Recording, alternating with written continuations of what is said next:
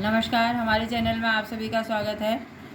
मैं आज 14वें वैशाख मास के 14वें अध्याय का भाषा अनुवाद कर रही हूँ। श्री गणेशाय नमः।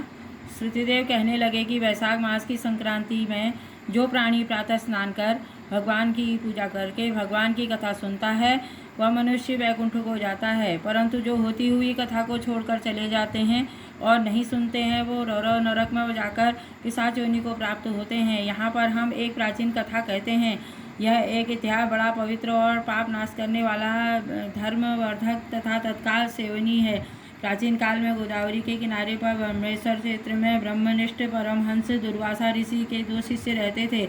उनको कभी किसी के से कोई इच्छा नहीं थी और उपनिषद शास्त्रों का भी वह अध्ययन करते रहते थे। भिक्षा में जो कुछ भी मिल जाता था वही खाकर निर्वाह कर लेते थे और पर्वत की गुफाओं में पड़े रहते थे। इन दोनों का नाम सत्यनिष्ठ और तपोनिष्ठ था। उसमें सत्यनिष्ठ तो सदैव ही भगवान की कथा आदि सुनता था, कथा सुने बिना कभी भी अन्न ग्रहण नहीं करता था, और जो वक्ता रोग से पीड़ित होकर अपने घर कथा करता तो सत्यनिष्ठ कुएं आदि पर स्नान करके उनके घर जाकर ही कथा सुनाता। कथा समाप्त हो जाने पर वह अपने नित्य कर्म और नियम करता। जो मनुष्य इस प्रकार से प्रेम से कथा सुनता है वह जन्म मरण के बंधन से छूट जाता है। उसकी भगवान में सच्ची भक्ति उत्पन्न होती है तथा उसके समस्त दुख नाश हो जाते हैं और भगवान में स्नेह और साधु महात्माओं में श्रद्धा उत्पन्न हो जाती है। निर्गुण ब्रह्म उसके हृदय में आकर वास करते हैं, परंतु ज्ञानहीन पुरुष के सब कर्म नष्ट हो जाते हैं। जैसे कंधे के लिए दर्पण निष्फल होता है वैसे ही अज्ञानी पुरुष के कर्म निष्फल हो जाते हैं। अच्छे कर्मों से सात्विक बुद्धि से वेद रुचि होती है, वेद ज्ञान से उत्पन्न ध्यान उत्पन्न होता है। इस प्रकार से बहुधा मनुष्य ज्ञान ध्यान में लगे रहते हैं परंतु भगवान जहाँ कथा तथा साधु महात्माओं का सत्संग आदि नहीं होता है वहाँ पर यदि गंगा जी का किनारा भी हो तो त्याग देने के योग्य है। जहाँ पर तुलसी का वृक्ष न हो, विष्णु भगवान की कथा न होती हो, वहाँ पर मरा हुआ मनुष्य अंधताम्रमृत नामी नरक में पड़ जाता है। जहाँ भगवान की कथा नहीं होती है वहाँ साधु महात्मा न हो, वहाँ पर मरा हुआ प्राणी 100 जन्म तक कुत्ते की योनि में पड़ता है। इस प्रकार वह सत्यनिष्ठ ऋषि उपनिषदों का यही निश्चय करके सदैव भगवान की भक्ति में तत्पर रहता है और सदा ही उनकी कथा श्रवण करता है। कथा श्रवण से अधिक अन्य किसी कार्य को न मानता और न दूसरों को दूसरा जो तपोनिष्ठ था वह अत्यंत दुराग्रही और कर्मनिष्ठ था। वह न तो स्वयं कथा कहता और न सुनता, अपितु होती हुई कथा को छोड़कर चले जाता था कि कहीं तप में विघ्न न पड़ जाए। श्रोता और वक्ता के पास भी वह नहीं जाता था, बस दुर्बुद्धि किसी भी प्रकार समय बिताता था। वह हरि कथा कहता न सुनता। जब वह मृत्यु को प्राप्त हुआ तो कथा के दुराग्रह में छिन्न कर्ण नाम वाला एक बलवान पिशाच समी के वृक्ष पर हुआ।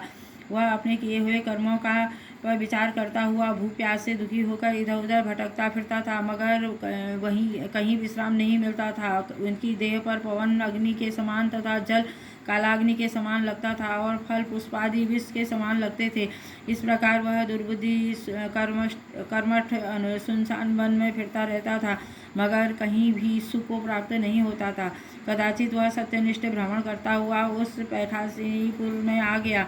मार्ग में दुख से पीड़ित छिन्न कर्म नामक पिशाच को देखा तो वह भूख से आतुर बुरी तरह से रो पड़ा और उसको देखकर सत्यनिष्ठ कहने लगा कि तुम कौन हो और तुम्हारी यह दशा कैसे हुई है, यह सब कहो, अब तुमको दुख नहीं होगा।